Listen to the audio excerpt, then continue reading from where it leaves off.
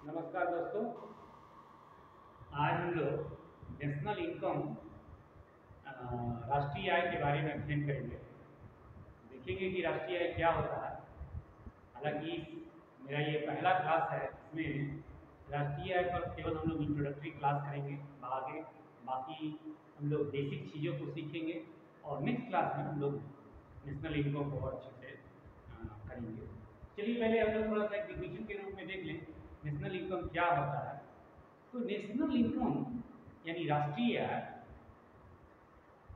किसी निश्चित अवधि में, राष्ट्रीय आय किसी देश के लिए राष्ट्रीय आय जो होता है वह किसी निश्चित अवधि में, जैसे भारत को ले लीजिए तो भारत में एक निश्चित अवधि 1 अप्रैल से लेकर 31 मार्च, ये हम लोग का एक निश्चित अवधि है, फाइनेंशियल ईयर। एक फाइनेंशियल ईयर में उत्पादित वस्तुओं एवं सेवाओं के अंतिम मूल्य को हम लोग राष्ट्रीय आय कहते हैं। तो ये हम लोग समझ पाए कि किसी देश का राष्ट्रीय आय एक निश्चित अवधि में यानी एक वित्तीय वर्ष में उत्पादित वस्तुओं एवं सेवाओं के अंतिम मूल्य को कहते हैं, फाइनल प्रोडक्ट को कहते हैं। फाइनल का मतलब अब उस वस्तु में कोई एडिशन नहीं है, ये फाइनल होता है, फाइनली फिनिश्ड होता है। तो ये राष्ट्रीय आय होता है। राष्ट्रीय आय कई प्रकार के होते हैं, आगे हम लोग अध्ययन करेंगे। जैसे कि हम लोग देखेंगे जीडीपी, एनडीपी, जीएनपी, एनएनपी, ये सब राष्ट्रीय आय। तो राष्ट्रीय आय आप देख पा रहे हैं बेसिक रूप से 4 प्रकार का नेशनल इनकम हो गया। इन सबों को हम आगे अध्ययन करेंगे, लेकिन उससे पहले उन सारे नेशनल इनकम को समझने के लिए पहले हम लोग कुछ आधारभूत समझें, बेसिक चीज़ को पकड़ें, तभी हम उस पर उसके गहराई को समझ पाएंगे। तो इसके लिए हमको सबसे पहले समझना है फैक्टर कॉस्ट क्या है, बेसिक्स प्राइस क्या होते हैं, मार्केट प्राइस क्या होते हैं, ये सब समझना है। फैक्टर कॉस्ट जैसे आप ब्लैक बोर्ड पर देख रहे हैं, फैक्टर कॉस्ट हिंदी में इसको लिखा है साधन लागत या कारक लागत। तो ये साधन लागत या कारक लागत क्या है, इस पर जरा सा हम लोग ध्यान दें। किसी भी फर्म को या किसी संस्था को शुरू करने के लिए हमारे पास 4 चीज़ों की आवश्यकता है। जैसे पहला आपको पूंजी चाहिए, कैपिटल चाहिए। बिना कैपिटल का हम लोग कोई काम नहीं कर सकते हैं, बिना पूंजी का हम लोग कोई काम नहीं कर सकते हैं। यदि हमारे पास पैसा है तो हम खुद से अपना कैपिटल लगा सकते हैं, अदरवाइज हमारे पास यदि पैसा नहीं है तो हम बैंक से लोन लेंगे। बैंक से लोन लेंगे, कुछ लोग महाजन से भी लोन लेते हैं, लेकिन आजकल पढ़े लिखे हैं ज़्यादातर लोग बैंक से ही लोन लेते हैं। बैंक से लोन लेंगे तो क्या करना पड़ेगा, इंटरेस्ट पे करना पड़ेगा। तो इस तरह से हम अगर दूसरे से लोन लेते हैं तो हमें इंटरेस्ट पे करना पड़ता है। इसी प्रकार से जो दूसरा हम लोग फैक्टर देखेंगे, उस कैपिटल को हम लोग किसी जगह पर लगाएंगे। जैसे मान लीजिए कि हम लोग फैक्ट्री डाले हैं तो उसके लिए हमारे पास एक लैंड एक्वायर करना पड़ेगा, ज़मीन लेना पड़ेगा, या हमें कोई बिल्डिंग सेटअप पहले से मिल गया तो उसके लिए हमको रेंट पे करना पड़ेगा। तो ये हमारा सेकेंड फैक्टर दिख रहा है फैक्टर का। इसी प्रकार से आप देखेंगे तीसरा, आपको किसी भी काम को शुरू करने के लिए लेबर की जरूरत है। लेबर रखे हैं तो आपको वेजेस भी देना पड़ेगा, मजदूरी देना पड़ेगा। और इन सब कामों के लिए आपने क्या रखा है, एंटरप्रेन्योरशिप, आपने कुछ साहस लिया है, रिस्क लिया है। तो ये आपका चौथा एलिमेंट है, आपने आगे बढ़कर काम किया है। और लास्टली आपको इन चारों से कुछ प्रॉफिट मिलेगा, कुछ प्रॉफिट आप गेन करेंगे। सबको बांटने के बाद, इंटरेस्ट पे करने के बाद, रेट दे दिए, मजदूरी दे दिए, उसके बाद आपको प्रॉफिट होगा।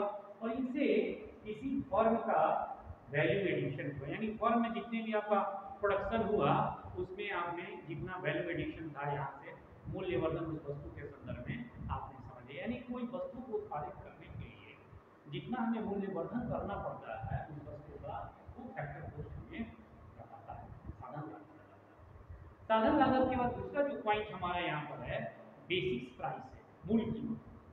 तो बेसिक्स प्राइस क्या होता है, मूल कीमत क्या होता है। देखिए अगर फैक्टर कॉस्ट में, फैक्टर कॉस्ट में हम लोग प्रोडक्शन टैक्स को जोड़ दें, यानी उत्पादन कर को जोड़ दें, और उसमें से उत्पादन सब्सिडी यानी प्रोडक्शन सब्सिडी को घटा दें, तो हमारा मूल कीमत प्राप्त हो जाता है, हम लोग को मूल कीमत प्राप्त हो जाता है। थोड़ा सा और क्या है प्रोडक्शन टैक्स? प्रोडक्शन टैक्स ऐसा नहीं है कि कोई जैसे मान लीजिए कोई वस्तु उत्पादित कर लिए तो प्रोडक्शन टैक्स दिए, नहीं। किसी काम को शुरू करने के लिए, कोई फर्म शुरू करने के पहले, यानी साधन लागत लगाने के पहले ही आपको उस काम का रजिस्ट्रेशन शुल्क देना पड़ता है गवर्नमेंट। जैसे मान लीजिए आपने एक इंस्टीट्यूट आपको खोलना है, तो आपको रजिस्ट्रेशन कराना पड़ेगा, पंजीयन शुल्क देना पड़ेगा। रजिस्ट्रेशन शुल्क जो आपने दिया वह प्रोडक्शन टैक्स हो गया। आपको मकान बनाना, मकान बनाने के लिए आपने जमीन खरीदा, जमीन खरीदने के बाद आपने सरकार को रजिस्ट्रेशन चार्ज दिया, रजिस्ट्री का चार्ज दिया, फिर हाउस का नक्शा बनवाया, उसके लिए भी गवर्नमेंट को आपने क्या दिया, पंजीयन शुल्क दिया, उत्पादन शुल्क दिया। तो ये उत्पादन शुल्क आपको जो आपने पंजीयन शुल्क दिया, रेवेन्यू के रूप में आपने जो पैसा दिया, वो क्या हो गया, प्रोडक्शन टैक्स हो गया। और इसके साथ साथ हो सकता है गवर्नमेंट आपको कुछ छूट दे, तो छूट जो दे रहा है रजिस्ट्रेशन में, आपको मान लीजिए छूट है, महिला है आपको कुछ छूट दे दिया, या आप SC/ST हैं आपको कुछ छूट दे रहा है रजिस्ट्रेशन शुल्क में, या कुछ भी पैरामीटर्स हो सकता है गवर्नमेंट का, उससे आपको छूट मिल रहा है बिना कोई वस्तु उत्पादन किए, अभी उत्पादन का कोई बात ही नहीं कर रहा है।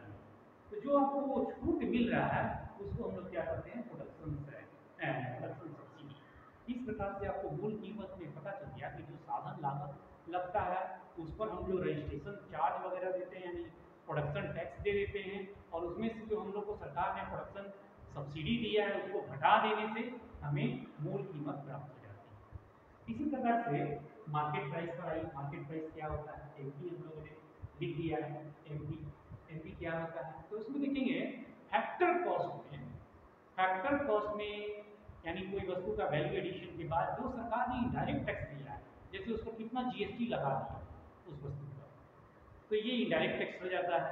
और इनडायरेक्ट टैक्स के साथ साथ जो सरकार ने उस वस्तु को उत्पादन करने के लिए हमें कुछ सब्सिडी दिया है, प्रोडक्शन सब्सिडी, उत्पाद सब्सिडी मिला है उस वस्तु को, उत्पादन नहीं, उत्पाद जो हम लोग को सब्सिडी मिला है, उत्पाद का मतलब ये वस्तु उत्पादित हो चुकी है, मार्कर है, मार्कर अब उत्पादित हो चुकी है, तो इस पर जो हमें सब्सिडी मिल रहा है ये हमारा क्या हो गया, ये प्रोडक्ट सब्सिडी हो गया।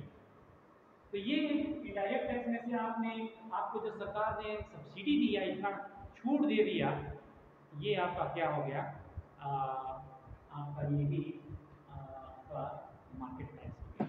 अगर बेसिक प्राइस पर मार्केट प्राइस निकालना है तो बेसिक प्राइस में आप जानते हैं फैक्टर कॉस्ट, प्रोडक्शन टैक्स में और माइनस प्रोडक्शन सब्सिडी तीनों शामिल है। इसमें प्रोडक्शन टैक्स जो आपने वस्तु को उत्पादित कर दिया, रियल में अब उत्पादित हो गया है, और जो सरकार ने उसमें प्रोडक्ट सब्सिडी दिया था उसको हटा देते हैं और हम लोग को मार्केट प्राइस मिल जाता है। तो इस प्रकार से हम लोग देख रहे हैं कि क्या साधन लागत है, बेसिक प्राइस किसे कहते हैं, और मार्केट प्राइस क्या है, इस तरह से हम लोग को समझ में आ गया। तो बाजार मूल्य क्या समझ में आया, बाजार मूल्य का मतलब होता है कि वस्तु अब बाजार में इतने में अवेलेबल हो रही है। तो इस तरह से हम लोग देख पाए अपने